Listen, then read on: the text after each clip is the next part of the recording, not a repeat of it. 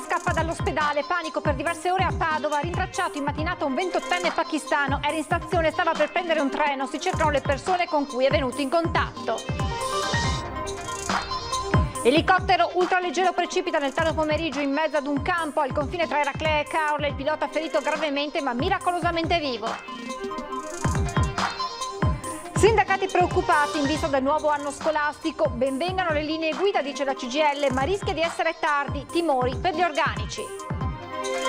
Ho voluto mantenere il filo diretto con i cittadini durante l'emergenza virus. Il governatore Zaia traccia un bilancio di oltre 4 mesi di appuntamenti informativi quotidiani e ribadisce: abbiamo evitato una strage. Green Economy, digitalizzazione e pure l'autonomia. Parte ufficialmente da Mestre la corsa del candidato governatore Enrico Cappelletti del Movimento 5 Stelle verso il voto alle regionali. Casale sul Sile si è fermata nel pomeriggio per l'addio alla quarantenne, mamma di 2 bimbi, morta durante un'escursione in Alto Adige. Il messaggio dall'altare: grazie per il bene che hai seminato tra noi. Nel giorno del suo 52esimo compleanno, l'autista di un mezzo per la raccolta dei rifiuti salva giovane a bordo di una vettura che aveva preso fuoco dopo un tamponamento. È successo a Montebelluna.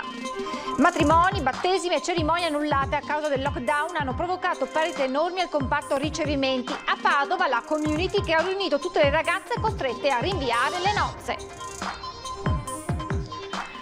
Telespettatori di Antena 3, buonasera e ben ritrovati con l'edizione regionale dei nostri telegiornali. In primo piano le ore di apprensione che si sono vissute a Padova perché un uomo positivo al Covid è scappato dall'ospedale, è stato rintracciato in mattinata. Si tratta di un pakistano che pare avesse avuto una discussione con gli infermieri del reparto. Ora è stato denunciato. Intanto si cercano le persone con le quali sarebbe potuto essere venuto a contatto.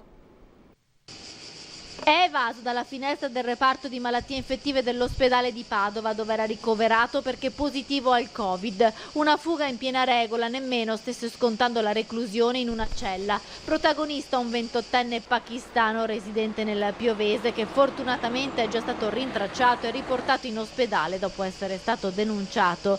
Lo straniero positivo al coronavirus è rimasto in circolazione dalle 19 di venerdì 26 giugno fino alle 10 di mattina di sabato 27 giugno, quando è stato bloccato da una camionetta dell'esercito e dagli agenti della polizia ferroviaria vicino alla stazione di Padova mentre camminava senza mascherina. Pare che all'origine della sua fuga ci sia stato un diverbio in reparto. Lo straniero, ricoverato in ospedale dopo un malore e risultato positivo al tampone, aveva chiesto più volte un caricabatterie per il cellulare che però gli era stato negato e così poco dopo è scappato. Quando i militari e i poliziotti lo hanno bloccato, l'hanno subito dotato di mascherina e riportato in ospedale. Il pakistano è stato indagato per delitto colposo contro la salute pubblica. Sono in corso accertamenti per capire con chi si è incontrato. Tutte le persone che sono venute in contatto con lui durante la fuga dovranno essere sottoposte a tampone e messe in quarantena. Paura nel pomeriggio, poco dopo le 17, nelle campagne ai confini tra Eraclea e Caorle. Un elicottero ultraleggero, dovremo vedere anche la foto dei vigili del fuoco, eccolo, è precipitato in mezzo ad un campo di Granturco. Il velivolo, lo vedete, si è praticamente accartocciato su se stesso. A bordo il pilota, rimasto gravemente ferito ma miracolosamente vivo e cosciente. È stato preso in cura dai sanitari del SUEM intervenuti insieme ai vigili del fuoco e ai carabinieri. Parliamo adesso delle linee guida per il rientro a scuola il 14 settembre. Sindacati preoccupati in vista dell'avvio delle lezioni. Benvengano le linee guida, dicono, ma è un po' tardi per essere pronti per settembre, soprattutto per quanto riguarda gli organici. Approvate le linee guida in conferenza Stato-Regioni, adesso è necessario lavorare perché studenti e docenti possano iniziare regolarmente le lezioni il 14 settembre, ma i sindacati avvertono il tempo a disposizione è poco. La parte applicativa e tutto il resto, forse siamo un po' tardi. Bisognava forse pensare per tempo che c'erano da organizzare determinate fasi di lavoro e organizzative importanti. Per settembre.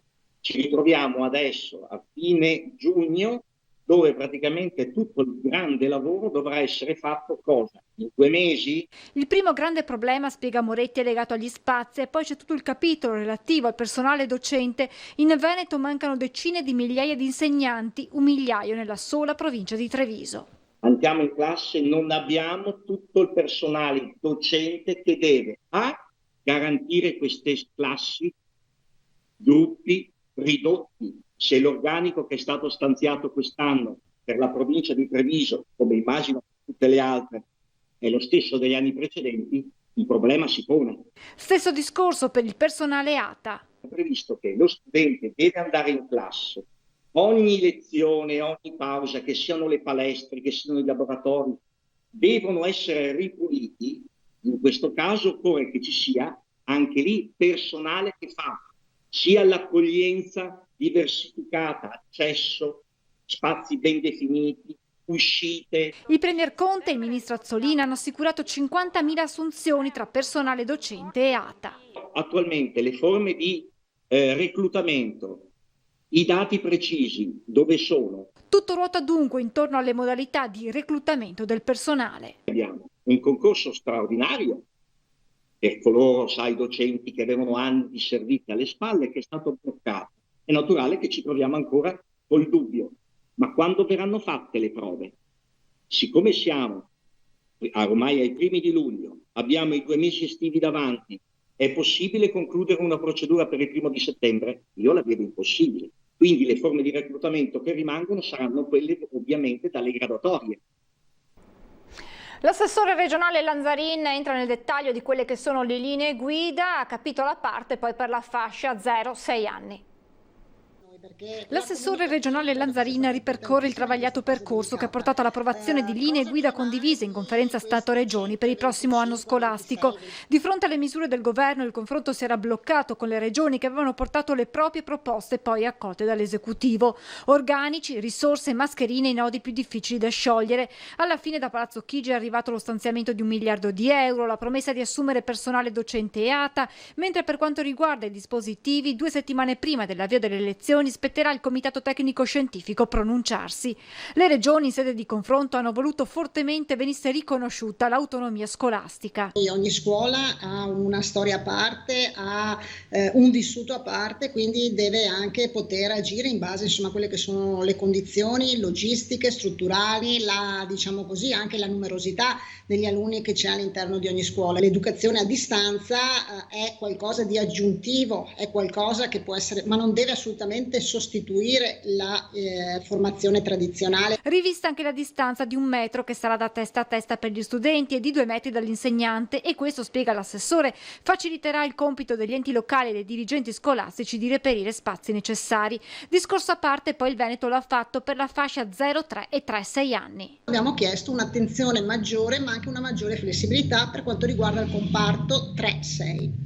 Propedeutiche saranno le linee guida adottate per l'avvio dei centri estivi che prevedono un rapporto tra educatore e bambino. Quello che noi abbiamo chiesto però è appunto che non ci siano rapporti e che anche le misure di distanziamento all'interno delle classi siano più flessibili rispetto a una primaria, una secondaria o una scuola superiore, dove ci sono dimensioni e modalità diverse anche. Ma il lavoro per il prossimo anno scolastico non può ancora dirsi concluso. La richiesta dell'aumento dell'organico, la richiesta di fare un tavolo separato per quanto riguarda il problema dei trasporti, perché poi l'altra tematica sarà quindi i trasporti, come arrivare a scuola in sicurezza e con tutte le modalità e le linee che verranno appunto varate.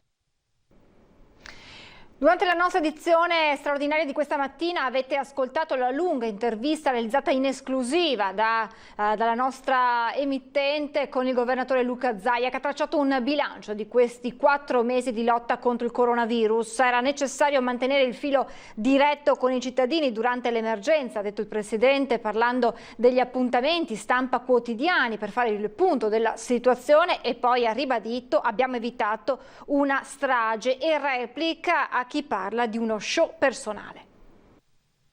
Si mette nei panni di un cittadino che non necessariamente deve essere anziano o bimbo, di un cittadino che si fa il lockdown, si fa la quarantena, resta chiuso in casa in un piccolo appartamento di 50 metri quadri, magari anche senza terrazza, E questo si passa, non può permettersi di uscire e prendersi una multa perché sballa tutto il bilancio familiare e si passa 1 mese, 2 mesi, 3 mesi. Ci vuole una voce, fra virgolette, familiare che ti dia delle indicazioni. Un filo diretto per oltre 4 mesi è un appuntamento diventato in un certo senso un nuovo modo di fare comunicazione.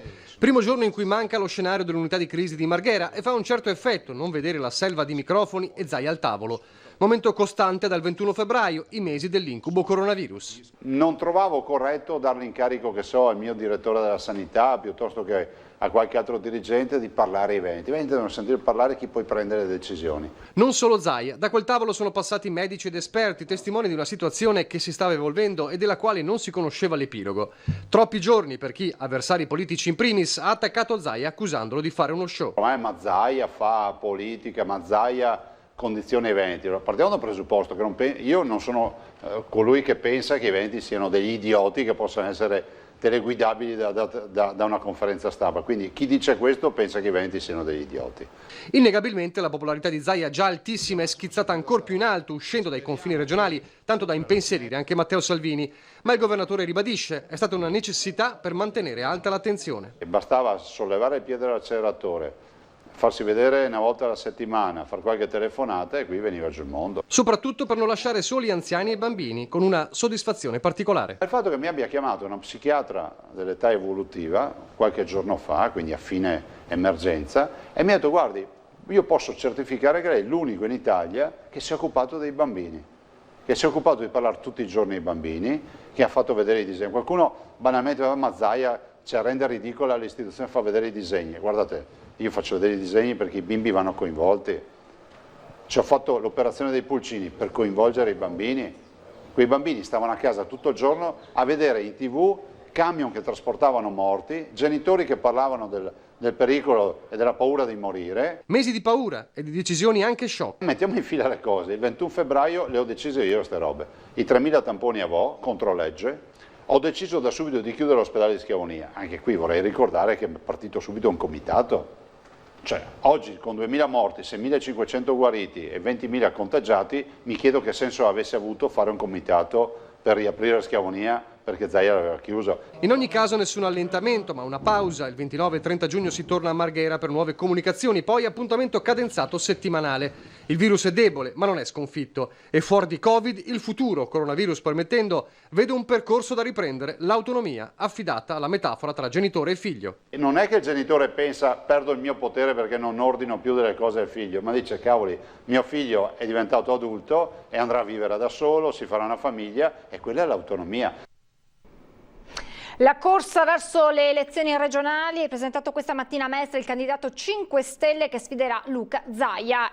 Lo sapete ormai, lo avete conosciuto anche proprio durante le nostre dirette, si tratta di Enrico Cappelletti.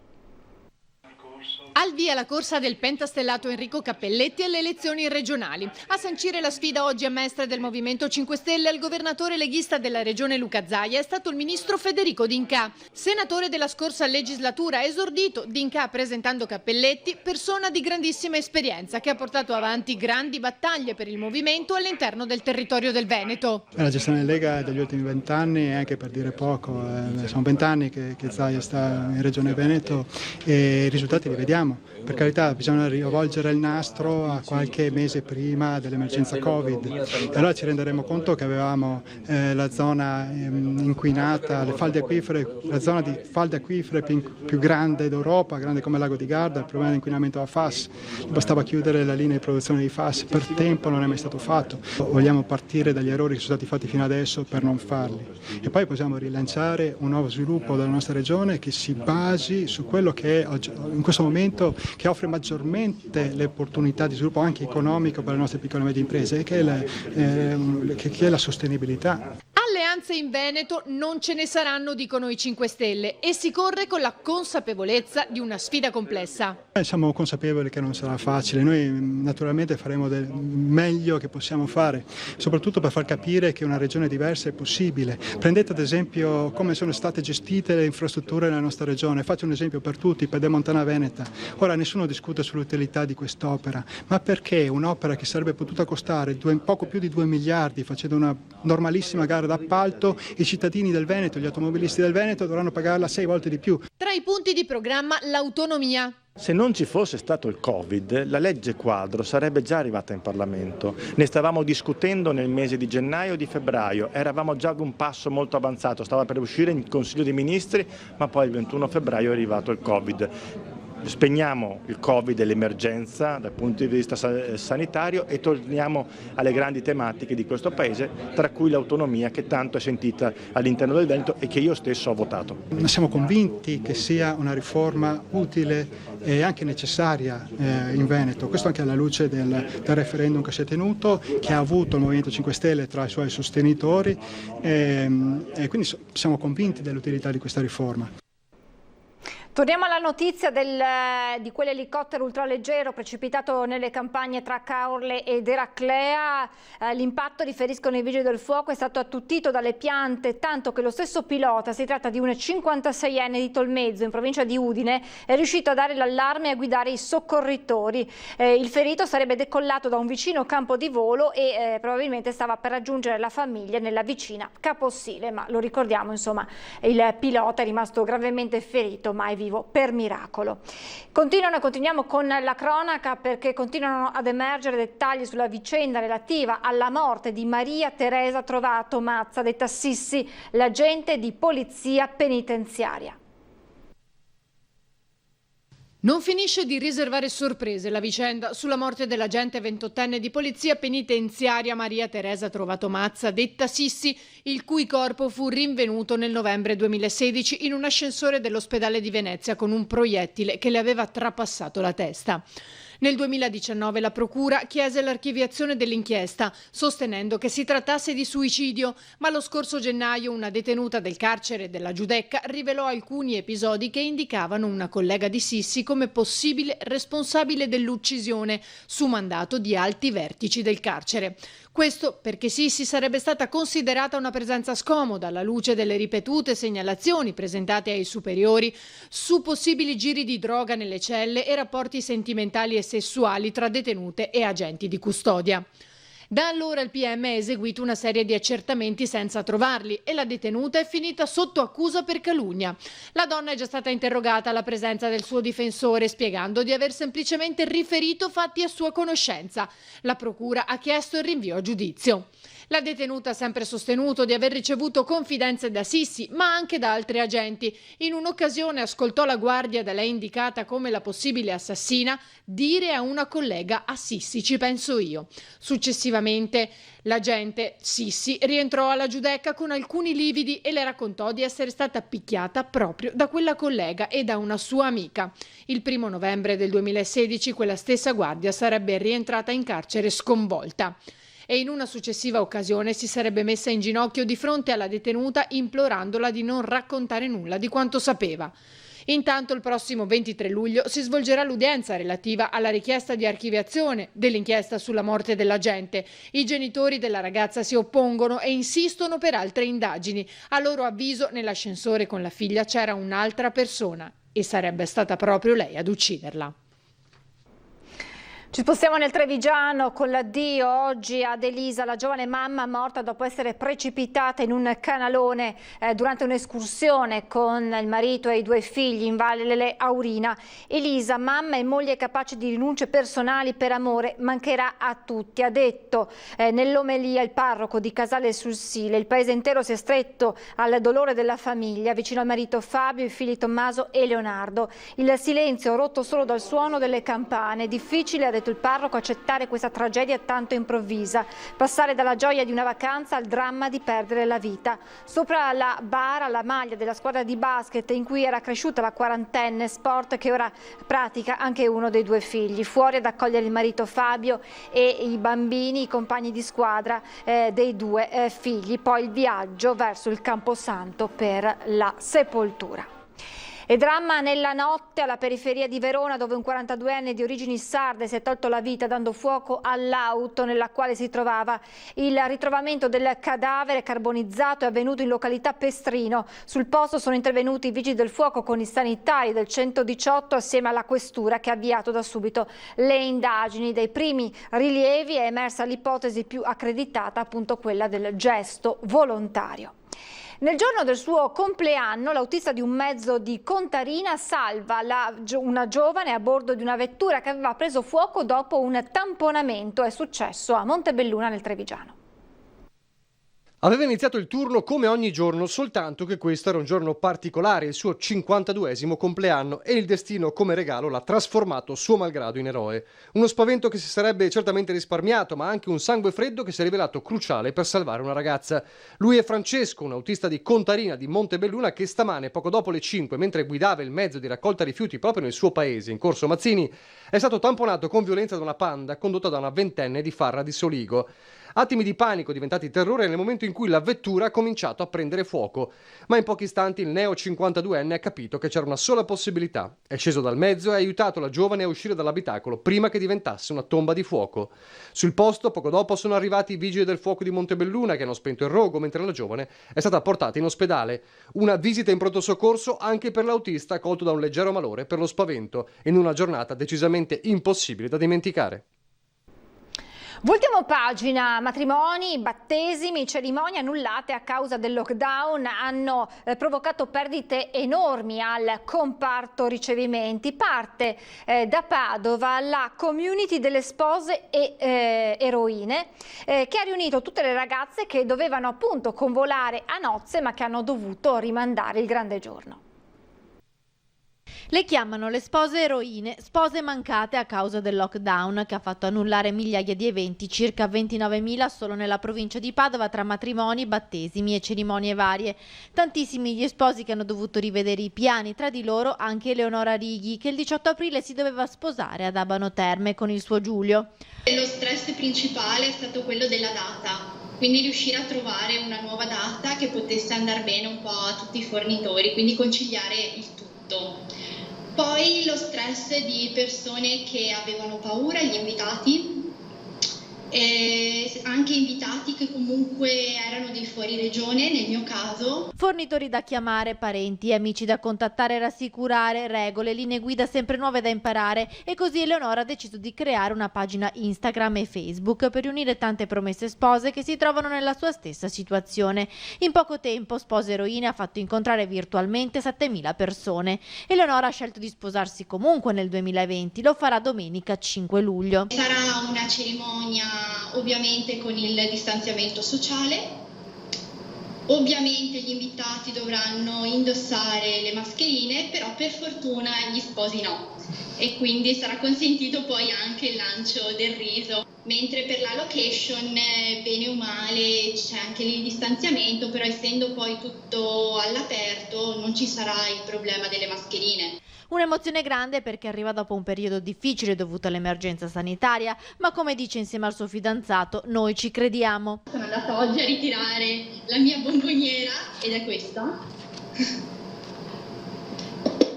E quindi sì, si sono creati anche dei bei legami, perché comunque i fornitori hanno bisogno di noi sposi, hanno bisogno di questo tipo di eventi. Un segnale di ripartenza per il complesso e variegato settore delle cerimonie. Parliamo di catering, location, fotografi, fioristi, tipografi per la stampa delle partecipazioni, piccole e medie imprese che nei mesi del lockdown hanno visto annullarsi completamente il fatturato. Secondo una stima di Confartigianato Padova, tra marzo e giugno sono stati persi 190 milioni di euro e per questo si chiedono aiuti concreti per il comparto. Un segnale positivo lo dà Eleonora, che ha scelto ugualmente di sposarsi, e non solo, al posto del viaggio di nozze all'estero che è stato rimandato, una vacanza in Italia. Adesso andremo in Sicilia, più vicini, però comunque il viaggio di nozze lo faremo il prossimo anno. Siamo in chiusura, vi ricordo la nostra rubrica Bimbi in TV, mandateci anche voi i video brevi filmati, possibilmente tenendo il cellulare in orizzontale, dei vostri bambini impegnati in varie attività, giochi e divertimenti in questo inizio estate. È tutto, vi lascio le previsioni del tempo, grazie per averci seguito e buon proseguimento di serata.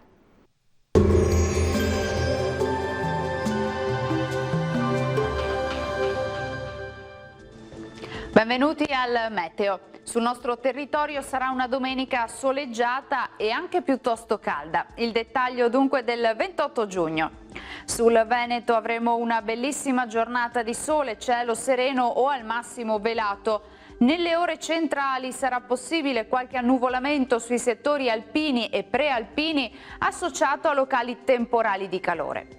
Le temperature saliranno ancora fino a portarsi abbondantemente sopra le medie stagionali, minime tra i 18 e i 21 gradi, massime invece tra i 28 e i 34 gradi all'incirca. Stessa situazione anche sul Friuli Venezia Giulia, bel tempo anche qui, cielo poco nuvoloso, solo con qualche rovescio nelle ore pomeridiane sui rilievi. Temperature minime fino a 22 gradi, massime sui 30-31 gradi. Non cambia di molto infine la situazione anche sul Trentino Alto Adige, ampio soleggiamento su tutti i settori, appunto sarà una bella giornata al mattino, non si escludono poi delle precipitazioni a carattere sparso. Temperature minime sui 18 gradi, massime invece fino a 32 gradi. Dal meteo per ora è tutto, vi auguro un buon proseguimento con Antenna 3.